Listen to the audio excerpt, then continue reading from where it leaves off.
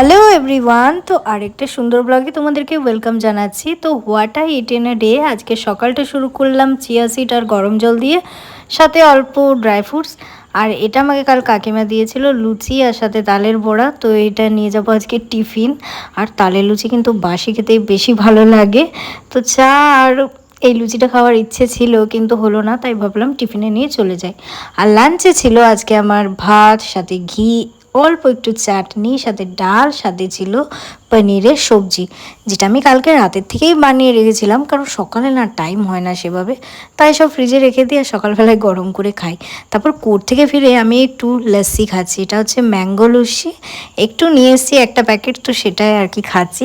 তারপর দেখো আমার ডিম থেকে আজকে ডবল ডিমের কুসুম বেরিয়েছে, তো সেটাই অল্প করে একটু ফ্রাই করে নিচ্ছি। তো ডিম ভাজা, সাথে ছিল ওটস। তো আজকে ওটসের সাথে অল্প একটু শাক দিয়েছি, জানো তো এরকমভাবে তোমরা যদি ওটসটা খাও না, তাহলে তোমাদের কিন্তু অনেকটা ভেজিটেবলও খাওয়া হবে। তার মধ্যে শাক কিন্তু খাওয়া আমাদের খুবই ভালো, এতে স্কিন বলো, চুল বলো, সব কিছুই ভালো হয়। তো সেই জন্য আমি শাকটাকে এভাবেই খাই।